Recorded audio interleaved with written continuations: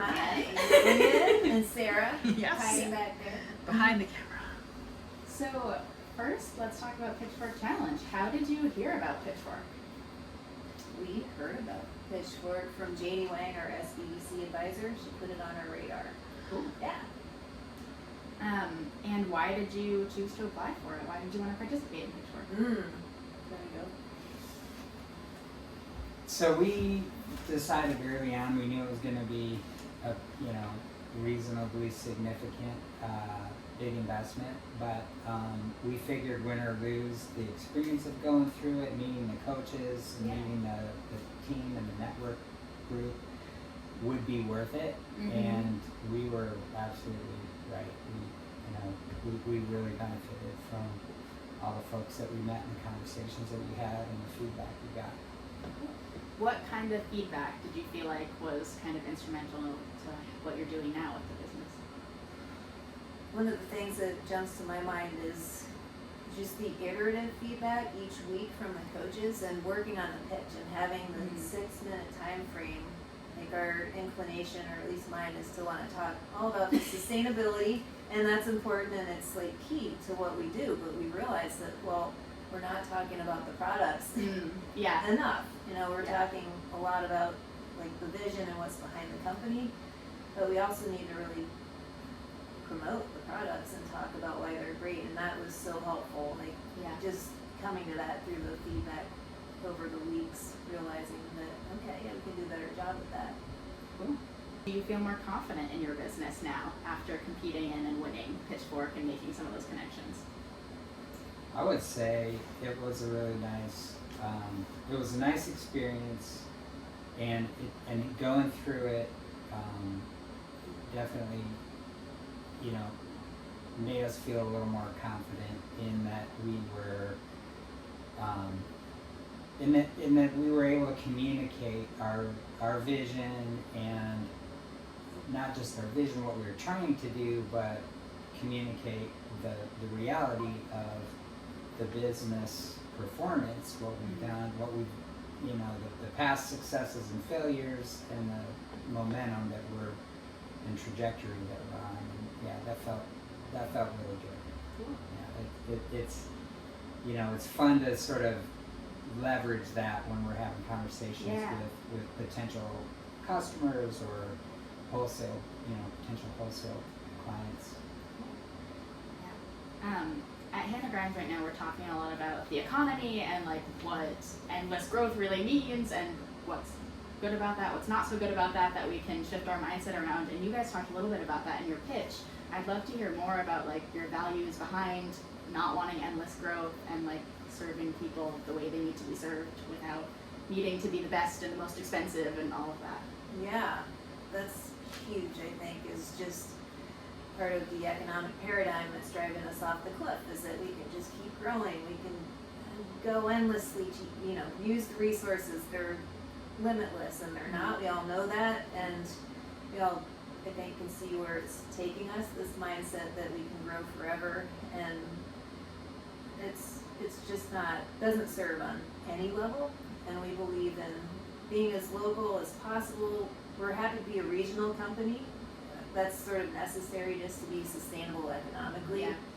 And so a certain amount of scale is important, but we also feel it's really doable to say, okay, we can be this big, we'd like to be this big, and we don't need to be any bigger. We don't need, yes, we need a certain amount of income, we'd like our employees to have a certain amount of income, we'd like to reach enough people to have an impact, like with the plastic-free vision and sort of the other things behind that to have a meaningful impact, but we don't want to be a big corporation. We want it to be relatively mom and pop, and want to know who our customers are, who our employees and contractors are, and have a sense for what are we taking from the earth to produce these products, to ship these products, to distribute them, and what are we able to give back too, and that's all more manageable at a local to regional scale. I'd love to hear a little bit more about like values in terms of, you guys give 2% back, right, to different organizations. Why those organizations? Why is that important? We give 2% of our sales back, and the way we see it is that everything's connected. We feel we've been privileged in our life to have the opportunity to have a business and to do the things that we're doing, to spend the time, the creative energy to develop the products that we do. And we feel it's just critical to even if it's not a huge amount of money, to give back in a way that supports others who either aren't as fortunate or who are doing work that we believe in to conserve the planet, Yeah. to promote food justice, social justice. And so we've contributed to a variety of organizations over the years, from Soul Fire Farm to Manada Conservancy to the Northeast Wilderness Trust, and a couple of other regional boards that maybe aren't as well known, that promote educational opportunities for people who haven't had the privilege of their families being able to help them or have access to education. That's awesome. Yeah. I think there's 21 different organizations listed on our website right now that have received donations from us over the years. That's awesome. That is the impact, like you were talking about. Even you don't have to, be a big corporation to see that impact. And we can also share, that's another thing that another way to have the impact is to share with our customers and our blog readers and whatnot. This is why we support these organizations, this is what they're doing, and then other people can maybe support it too. Yeah. I have a couple questions from behind the camera. Yeah. Just knowing how in life there's so many different ways that you can apply your skills and interests and try to have impacts. I'm always curious to know what drives folks towards business ownership and like taking on that challenge and also walking that path. And we've heard a little bit about your values, and I'd love to hear a little bit more about you guys, like your personal story, like your backgrounds, and sort of how you came to this decision to one earth, that this is your path for this time and this part of your life. Yeah, so I worked in big companies and corporations, consulting primarily, and doing software and project management, data science for about 20 years, and I just felt after, I felt like I really needed a change, and I wanted to, work with people more and work with, solving smaller problems that weren't going to take, multiple years to come to fruition. And so I've been running, small businesses since 2000. I guess it was probably 2000. When did we do the formulations? 2018. Shampoo bars. Yeah. It was probably 2015 or so when Ann and I were each running our own different businesses, and I realized Ann was coming back from a stressful day at work, and she would go in the kitchen and she'd start making soap, and she'd make deodorants and candles and natural things, and it was a salve to her, stressed out day. And it took a little while, but we just decided to try to, leverage this energy and this creative talent and this deep knowledge that she had in formulations to bring a product and create something different. Those are the origins from my perspective. She's got a different. Yeah. All of that, and there's so many factors. Some of it is chance, it's life, it's the path life takes you on. I'm an environmental scientist, and that's my passion, and making has always been something I've loved, and I've always sort of done for creative outlet, stress release, and really for fun and for gifts, but never envisioned this being a business. And there were a lot of things that led to it, working, you know, in other jobs and being disenchanted. And then where we were living at the time was Indiana. We were planning to move, and we had decided that we were gonna try to make this happen and make it something that would move with us. And also in the process of making products, I came to realize there's so much environmental science involved. And it's the formulation, but it's also the ingredients. Where are they coming from? And where are they produced? What are they? So it started with soap and realizing that palm oil was a major ingredient in a lot of soap, but also body care in general, food too, and palm oil is a major cause of deforestation.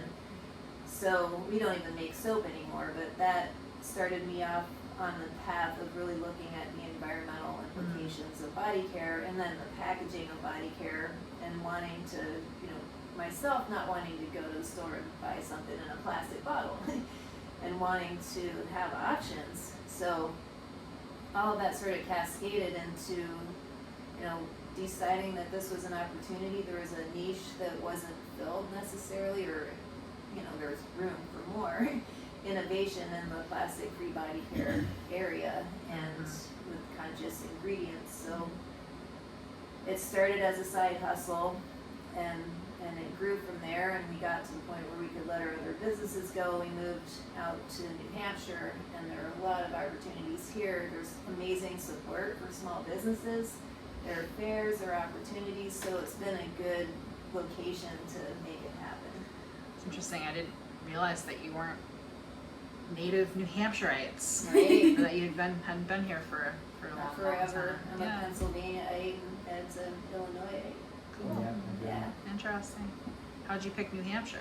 Why'd you pick New Hampshire? Well, and I spent a lot of time living in upstate New York also, and spent a lot of time up this way as a young person, and just had it in my vision to be here. It's where I've always felt like I belong, like the whole region, not just New Hampshire, but we just had it in our sights for years. We came out here, we got married and out here, and Ed loved it too, and we weren't sure we'd land in New Hampshire, but it worked out that way, and we're super happy. We both, from my perspective, we both knew we wanted to move to the mountains.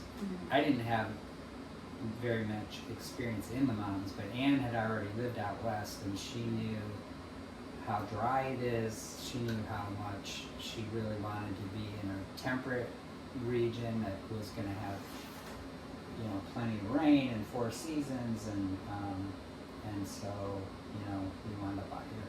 That's awesome. Do you have stories from the early days of like your friends and family? I guess you've been business owners, you know, in different ways, but you know, both encouragement and also like, what are you guys doing? This is crazy. Like, you know, little anecdotes about folks along the way, like that have helped you, or also tried to steer you on another path, perhaps.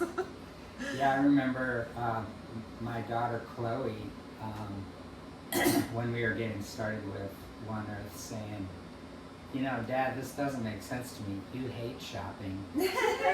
Why are you going down this path that's going to require you to, you know, to think like a shopper and, you know, sell your products in a retail store? And but it just made a lot of sense to, you know, get beyond that aspect. That it's true, I don't like shopping, but I enjoy helping people find what they're looking for, and helping people understand that there are great options out there that don't include plastic packaging and rainforest destruction. And if we can move those things out of our daily routines, we're starting to take steps toward a more sustainable lifestyle.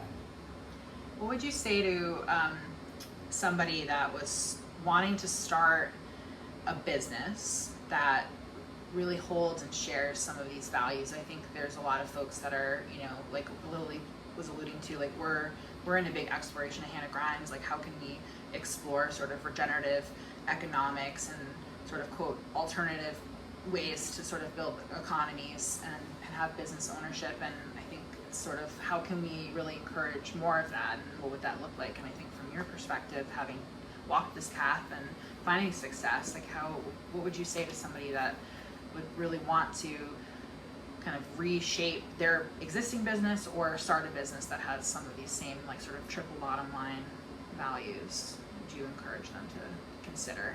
I mean, one thing right off the bat would be to take advantage of the support that's available. Work with the Hand and Grind Center, work with the SBDC, and get involved in learning about the triple bottom line. Like, what does it really mean? And what does it mean on a personal level? And taking a hard look at the numbers. You know, it's great to have the values, but it also you have to have a certain level of profit to make it work. And that's tricky. You know, I think like my inclination has been to, okay, well, how do we be the most sustainable we can be, and you know, with our ingredients, with our packaging, etc.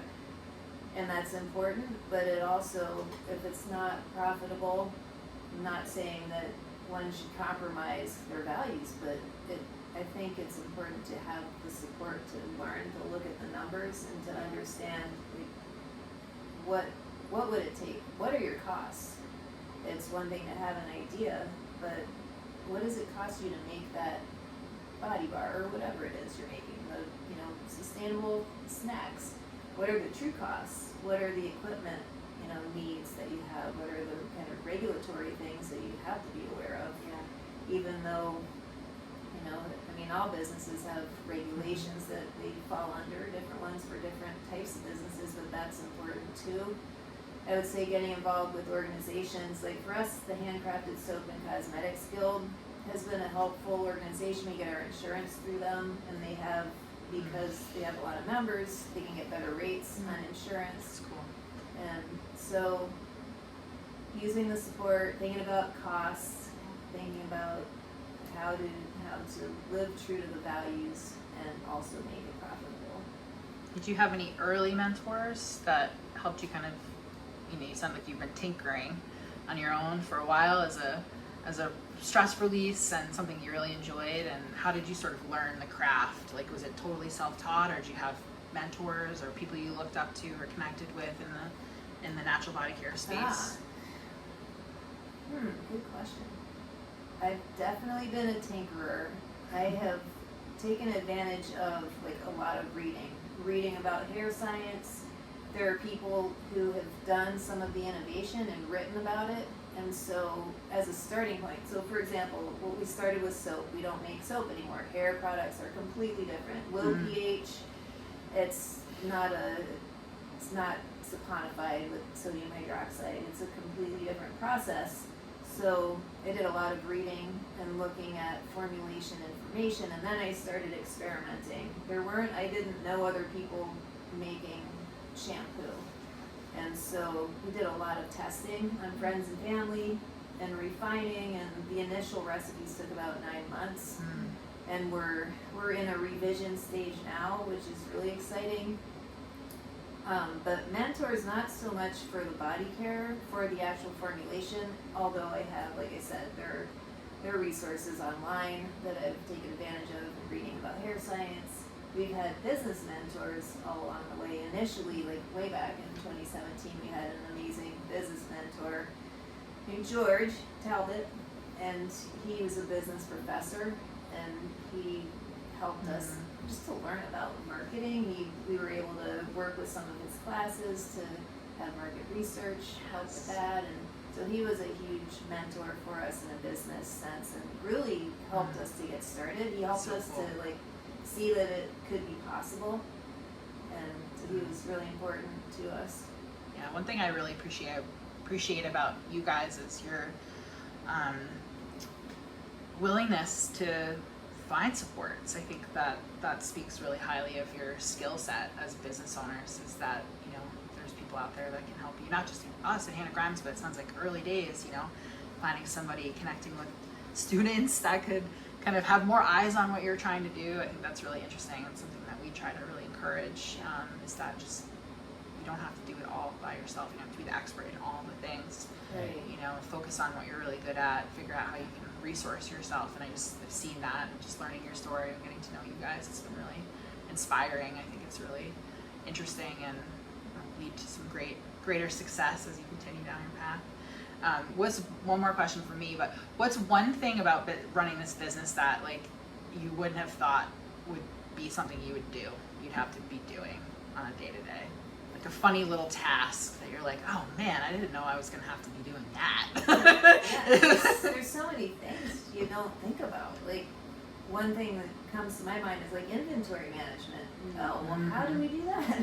How do we manage our packaging, our raw materials, our finished products? I'm not saying we're expert in like having a great system. It's an area where we definitely need some improvement, but I never thought about that. I never thought about how I'd be managing inventory of all these things and keeping track of it and knowing where to order it from, how to source some of our packaging and some of our raw materials come from China. I never thought I'd be looking at Alibaba and learning how to use Alibaba. You know, those are a couple things that come to mind.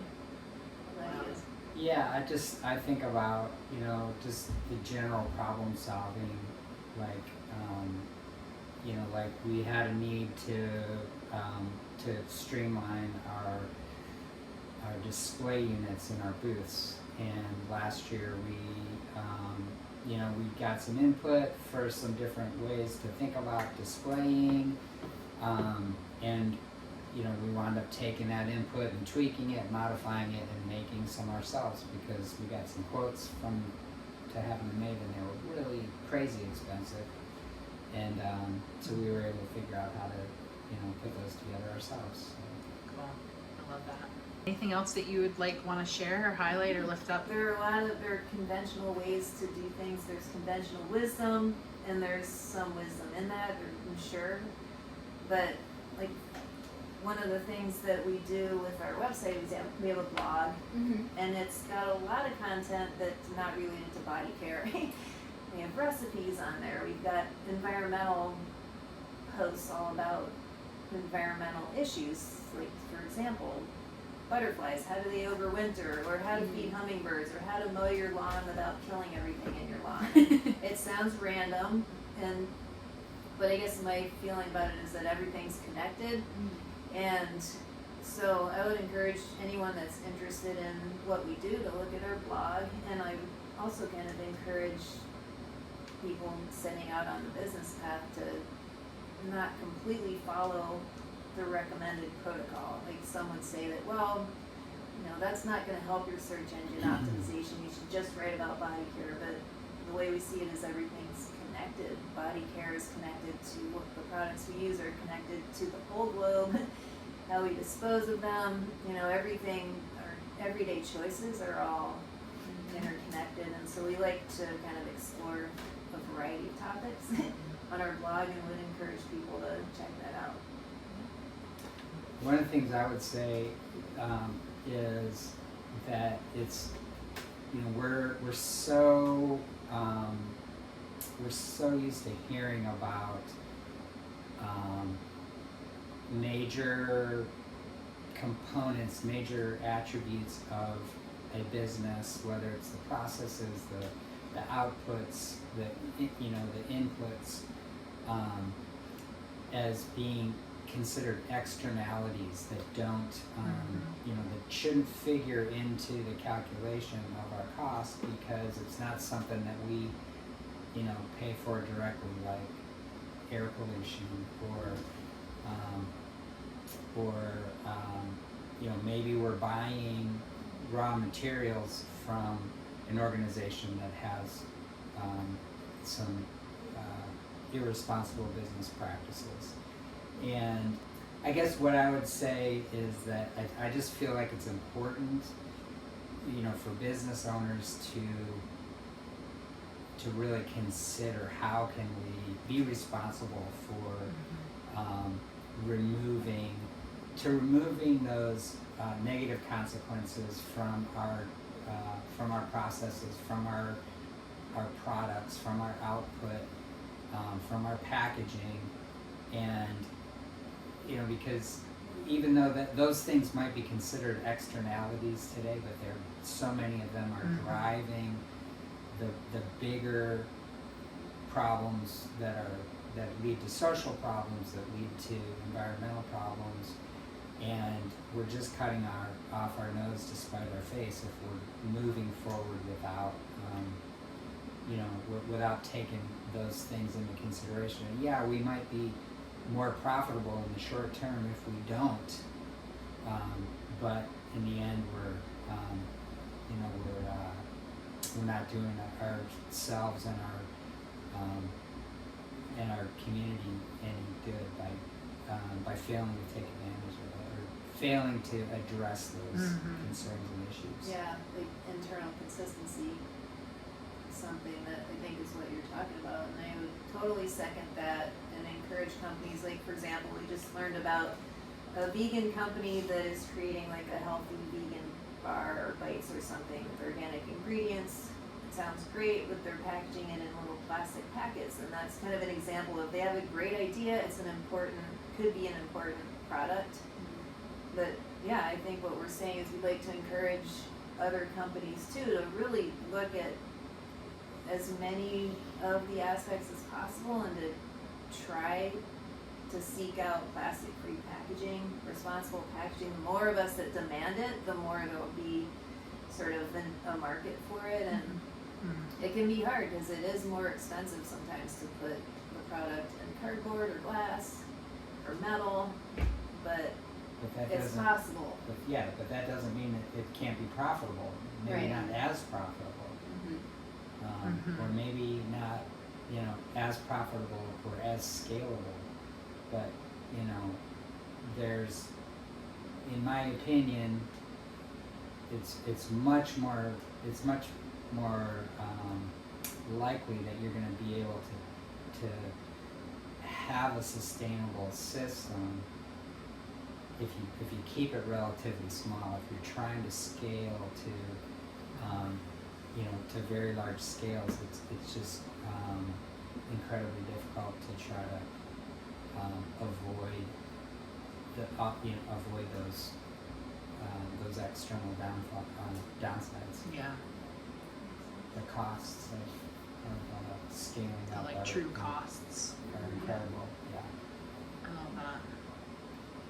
Thank you. Yeah, thank you guys. Thank you both.